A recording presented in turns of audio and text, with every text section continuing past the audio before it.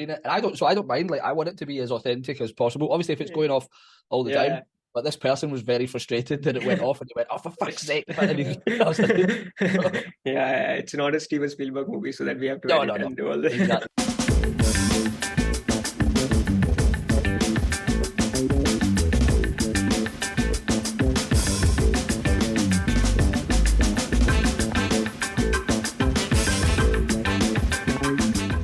Okay, all right. So, hello, and welcome to Voices of Enablement by GTM, an interview series focusing on the key issues affecting the enablement community today. It's a tough market right now. Organizations are cutting staff, pausing their investment in their go-to-marketing department. How do you make a compelling case for the value of enablement is the core question that we are seeking to answer. So our guest today is Kieran Smith. Kieran is a revenue enablement leader at Staffbase. He's also an active member and ambassador of the SEC community. Also runs a podcast called Enablement Involved. You should check it out. He has some of the renowned enablement leaders on the as his guest. Welcome, Kieran. Pleasure having you on this show. I'd love for you to introduce yourself. Wonderful. Thanks for having me. Yes, I have recently joined Staffbase. I have quite a long title, which is Senior Manager of Go-to-Market Enablement of Productivity for the EMEA region. So it's a bit of a mouthful, but yes, I've moved from. It's been interesting. I've moved from a company where we had an enablement team of 5 all in. So now the enablement team is now 17, split globally across different regions. So it's a very different world that I'm in, and obviously, with the questions that are being asked about the value of enablement and stuff like that, when you have a team of 17, it's a very different way to answer that question. Yeah, which is great. Like that means the senior member, the team knows the value of enablement. So, and again, that is a question that every enablement practitioner, especially in the APAC market, or in the EMEA market, it's not very mature space. How do you elevate the role of sales enablement with the C-suite when many support functions are being cut? Is the very first question I want to ask. Yeah, well, I think one of the words that you've got in there is a word that I don't like to use when it comes to enablement, and that's support. So I think that's one of the big talking points that are out that's consistent right now is, moving from a cost center or being seen as sales support to being seen as a strategic business partner internally. And I think when enablement works as its best, we're almost like an internal consultant, because we have this unique worldview that we get to touch marketing and sales and customer success, and a lot of the time we work within like legal departments and stuff like that and helping in salespeople. But in terms of actually how to make a difference, I think depending on whether it's yourself individually or certainly the leader of the enablement team, they have to be involved in the early conversations with the CRO. I mean, I think there's stats from Forrester that show the most effective and most successful enablement teams will report into the CRO. I think that's the first and foremost. If we are looking to make an impact with or influence revenue, then I think we need to be reporting into the revenue leader. And I think first and foremost, I think when we're seen as sales support is when we're dictated to by the leaders. I think we need to be involved in the conversation as early as possible. The example I tend to give is, if we get to the end of the year, let's just say we get to the end of 2023, and for ease of conversation, the company finishes on 100 million ARR, and we want for 2024 the growth figure is to get to 120 million ARR. That's fine, but at that point is when enablement should be involved in the conversation, not after all this has been decided. So I think if you're a part of these strategic conversations from the start, then I think that's when you get understanding and respect from the C-suite level. Yeah, great point, Kieran. Again, this is something I read in a Forrester report last week. If you are just working on the training, you will be seen as a tactical partner. But if you work with the CRO and work on the revenue goals, that is where you are seen as a strategic partner. So is this how it is at Staffbase, in our entire enablement, it function reports to CRO? Everything, yeah. And with my last company, we were exactly the same. So we report directly to the CRO. So my boss is senior level, is always working with the CRO. Everything that we do is tied into key initiatives or strategic initiatives, OKRs of the overall business. And yes, we're in a bit of a transition right now, as most companies are, moving away from that firefighting and that, we need objection handling training, and we just do that. I think now enablement department, certainly my team, they're empowered to ask why. What's the impact that this is going to have? Why do you believe that this needs to happen? And we've got full support and backing from the CRO to be able to ask those questions, because nobody has time right now to work on things that are not going to make an impact or move the needle.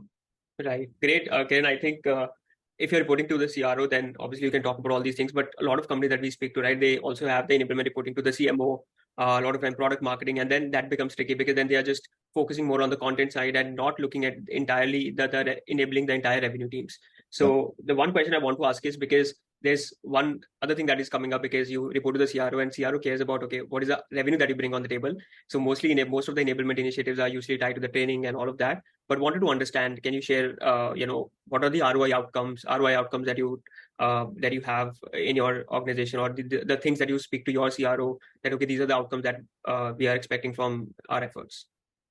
Yeah, well, I mean, I think that it's multifaceted. Firstly, to give you an example, if you're rolling out a new sales methodology or something like that, then you're going to be looking at adoption rates and stuff like that. But the adoption rates ultimately will feed into the revenue, or they will ultimately feed into the productivity of the performance of from a region to a team to individuals in particular. Like you might have a productivity metric of you want all of your AEs to be at 80% productivity or 75 or 90, whatever that is.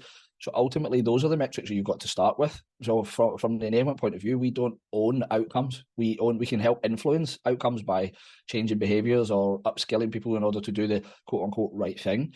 But I think everything's got to tie back to revenue ultimately, but also, or either directly or by way of.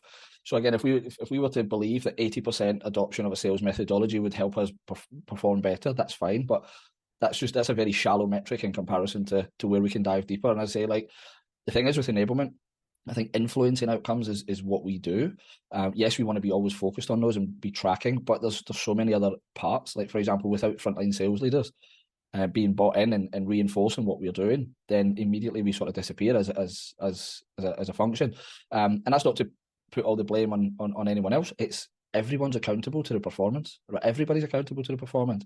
And in terms of the ROI, I think we could look at something like sales velocity equation in terms of looking at, we want to increase the number of opportunities by 10%.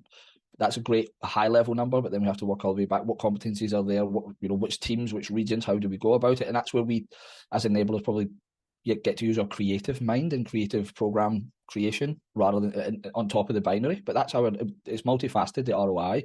But you have to be clear on what that ROI is, what the benchmark is right now before you get started, and where you want it to go. What's the time period? Like, so it's easy enough to say 10% improvement overall, but is it over 1 quarter, 2 quarters, the year? How are you going to track that? What are your milestones? You have to really dig deep and understand what it is that you're looking for in terms of ROI or impact.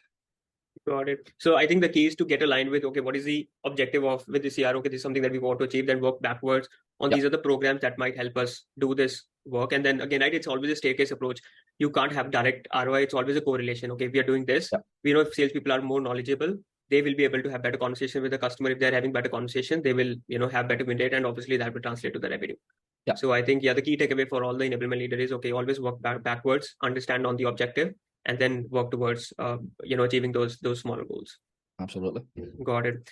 Again, this is it's a tough market. Most enablement teams are not doing great. 70-80% are missing their numbers. So now more than ever, enablement plays a vital role in enabling their rep performance.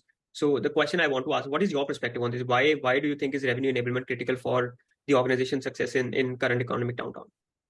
Well, I think for me, it's probably there's 2 different answers to this. Firstly, if we look at the last 5 to 10 years, the way that most companies have looked to achieve more revenue is to hire more people, right? And we've seen over the last 5 or 10 years that doesn't work, right? It's the most expensive, the longest way to revenue, and it's the most ineffective in terms of ROI. Even because you've got people even if you onboard people perfectly, people are still going to leave, people are not going to get up to speed. And what we've seen is a massive amount of churn and rifts and people being laid off because of that strategy. So first and foremost, we know that doesn't work, right? And it probably never has worked, but we've just seen the outcome of that tremendously in the last year, where there's literally hundreds of thousands of people being laid off because most companies overhired, because they weren't looking at productivity rates or capacity rates and stuff like this. They were just going, we need another $1 million ARR. That means the target's roughly 200 per rep. We'll hire 5 reps, right? That was the math previously. Doesn't work. So we've got that element. So what does that mean? You have to double down on the team that you have. Yes, there'll be some slight changes, or you might recruit, but you have to double down on the team that you have. And when you double down on those teams, again, you have to work backwards in terms of looking at, where are you now? Where do you want to be? What's the baseline? But some people have referred to enablers as, fitness coaches, or, that sort of thing, which I think is a great analogy. But also, we are in a fortunate position as enablers to not be tied to the number. So like sales managers will get super involved, they might jump in and help with deals and handhold all the way through. We don't need to do that. We can actually objectively step back and be like, okay, what are the skills, what are the competencies, where are we now, where do we want to be? And then we're in a position where we can facilitate that happening. So yeah, I mean, I think if you're not doubling down on enablement, I think you're going to make a mistake. And again, long term, it's going to come back and bite you, because you're going to maybe come out of this period that we're in, and you're going to want to hire again, and you're not going to have onboarding, you're not going to have all these programs in place, so you're going to end up in the same sort of position. So yeah, I think when it comes to enablement and how people should double down on it, there's so many reasons as to why, but again, we can help with the talent that's already in the room rather than hiring more people. So I think that's probably my biggest message. Yeah, I think, again, great point, because every CEO that you talk to today, they'll say, okay, we are not going to hire a lot of people. The idea is not to hire headcount. The idea is to improve the performance per rep. How can we do more with less? That is and that is why people are not hiring a lot, because they want to focus on elevating their current rep performance and try to get more out of them. Yep, got it. So I think this is, again, this brings to another question. What do you think, because a lot of people are not hiring because they want to elevate their existing performance and do more with less. So what do you think is the role of enablement when you're not hiring a lot of reps? I mean, I don't think it's changed. I think it's a more like a stereotypical view of enablement that we just do onboarding, right? I don't get me wrong. If you look at I would say 90% of enablement job descriptions, it mentions onboarding, training programs, tool adoption.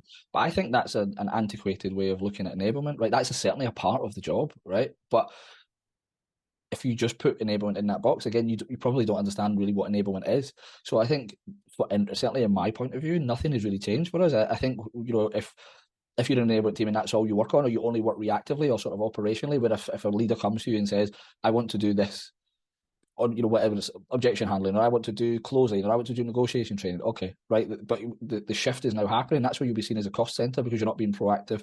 You're not leading with impact, right? Objection handling is a lagging indicator, right? It doesn't even, if you get better at objection handling, it might not even actually help move the needle at all.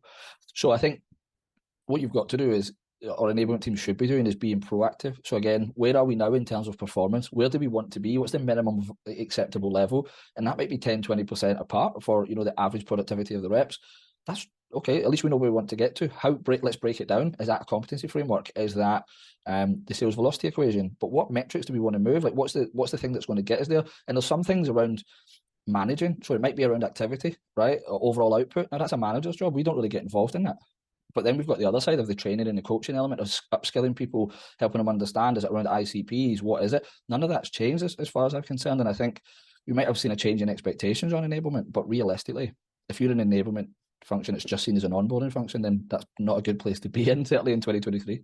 Yeah, absolutely. I think I'm going to take a snippet of this and share, because every person that I talk to who says, okay, we are not hiring a lot of reps today, or we already have a learning management system in place, I honestly think, okay, we need to do a lot of education where we tell them, okay, onboarding alone is just not complete enablement. Reps will forget the information. There are a lot of other ways that you can partner with your sales teams or the revenue teams and try to elevate their performance.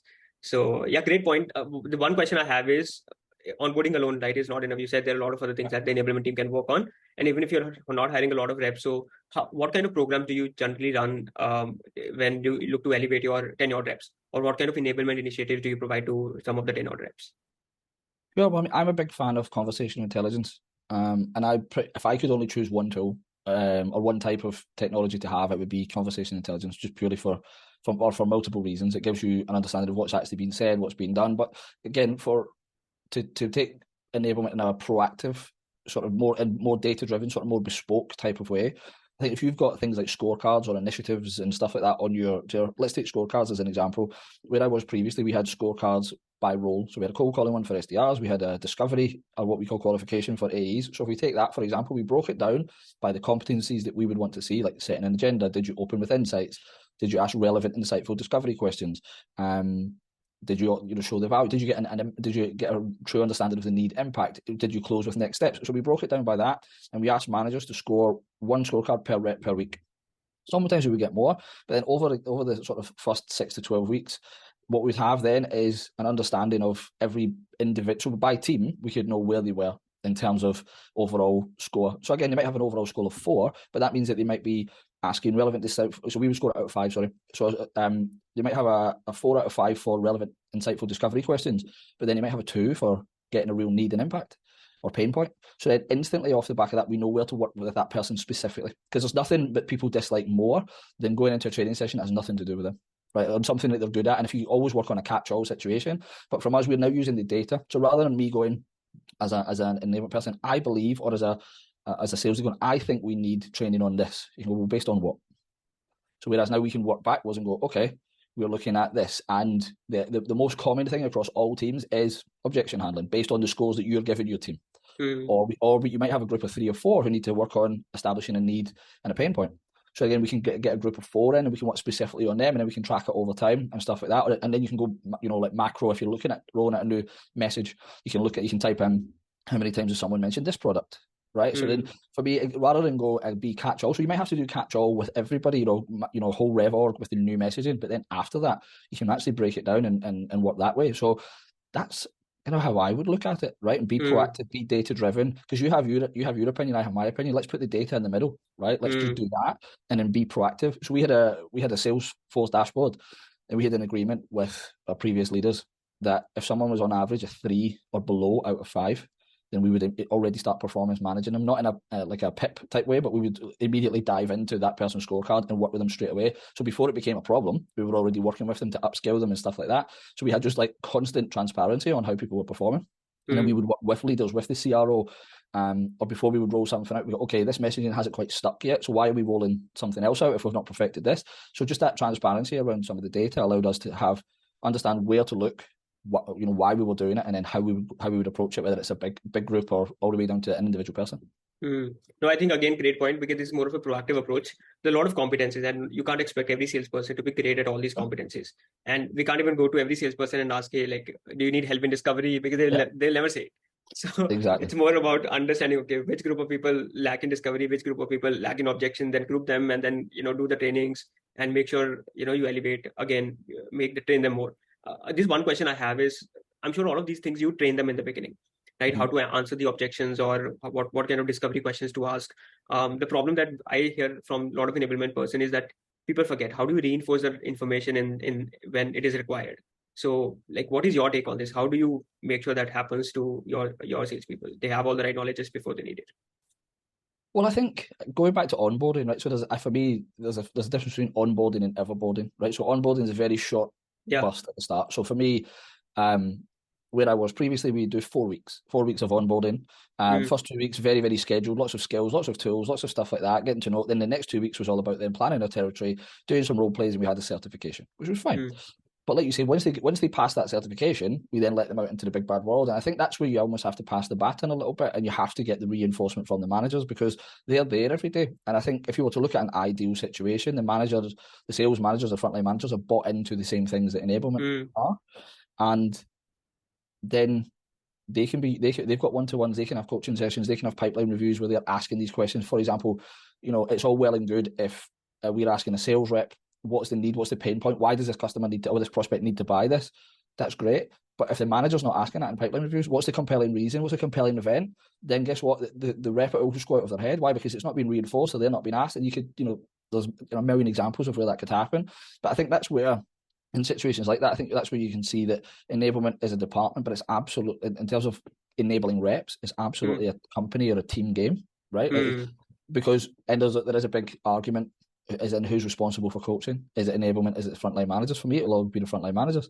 As much as I love coaching individually and personally, it should be the frontline manager's job. So you can only get people to a point, almost where you push them out the nest, and then it's the sales managers that have got to teach them how to fly, really. Like, we can set them up with everything, and we can be there to scaffold, with specific things, but it's got to be reinforced day after day after day by sales leaders. Got it. Yeah. So I think in order to make it successful, the frontline managers have to be bought in the idea of enablement. So I remember I used to work at LinkedIn, and whenever we used to do the forecasting review, he used to ask all these numbers and all, but he used to ask, okay, what is the main problem that we are trying to solve? Yep. Did you have all the right, did you ask all the right questions? So again, right, I'm sure he's reinforcing all the information that he got from our enablement team, but I think that was a great way to reinforce, because managers talk to the reps almost every day, but enablement teams, they get to talk to the reps. You can't have a call with them every day. So I think leaning on the frontline sales manager is a great way to reinforce that training knowledge. Yep. So that brings to me to the last question, Kieran. In a world where, I think you have answered some part of it, in a world where every deal must be won, how can enablement teams up-level rep skills and make them more effective? Yeah, again, I think it's just to break down each stage, break down the deal. You might have exit criteria on each stage when you move through. Like, if you look at your CRM, not most people have got 4 or 5. Some people have got 10 stages. Going through a deal. What are the exit criteria? Even going back to, what does qualified mean? right? Like if you go back to the olden days of BANT, I've worked at companies where it needs to be BANT qualified in order to be seen as an opportunity, but then you won't have a need. So again, you go back and reinforce that. So what happens is you get halfway through the sales process and then they fall out and you'll keep wondering why. So again, I think it's understanding the skills that are required at each stage. Whether that's how do you run a discovery call? How is that different from a demo? Make sure that you've got standards and you have to try and make sure that people understand what those standards are, whether it's a standard of information, a standard of even how you close, right? Like there's lots of these different things. We know that sales is such a nuanced industry, such a nuanced profession, that it's not black and white, right? It's not binary, but you've got to almost work as if it is and then have people at a minimum standard and work through. But I think if you're at a business in which managers are now being asked to go on to as many calls as possible to stop deals from falling through, which is happening across the board, then again, I think you have to have a separate conversation between frontline managers, the CRO, and enablement about who's responsible for what, because just hand-holding forever will not upskill your team, right? You know as well as I do that if there's a director or a CRO on the call, that salesperson is on their best behavior, right? And like they're following the script. But if you take that, I'm not so bothered about those calls. I'm bothered about the calls they're doing by themselves, right? So what are they doing then? And I'd much rather catch you in than catch you out. But at the same time, just have an agreement. So if managers are on the call, does that mean enablement have to listen to a few? If the managers are on the call, are they debriefing and giving feedback afterwards? I think it's just maybe just like a bit of a realignment required, because I understand why CROs want managers on calls. It makes sense. They're normally more experienced. They've normally been a top performer. I get it. However, that doesn't mean that you should be able to take away that coaching and that listening piece just because you were there. So I would say just a little bit of a realignment if your managers or your directors are joining every single call. Yeah. And again, outcome is the end goal, but what is in our control is again to do the things right. Whether you run a right discovery call, whether you were able to understand all the pains and objection, if they're focused, and that is where enablement can focus on, make sure that salespeople have all the right knowledge and they are doing all these processes right. We know if they're doing it right, mostly this will lead to a closure. Wonderful. Yeah. Awesome. I think that brings us to the end of the show. It was such an insightful session. Kieran, I'm sure a lot of other revenue enablement leaders will find it very helpful. You already run your podcast, but I think this will be one way for us to, again, give the knowledge back to a lot of other enablement leaders. Thank you so much. And I look forward to connecting with you further. Wonderful. Thank you for having me on. It was a pleasure. Absolutely.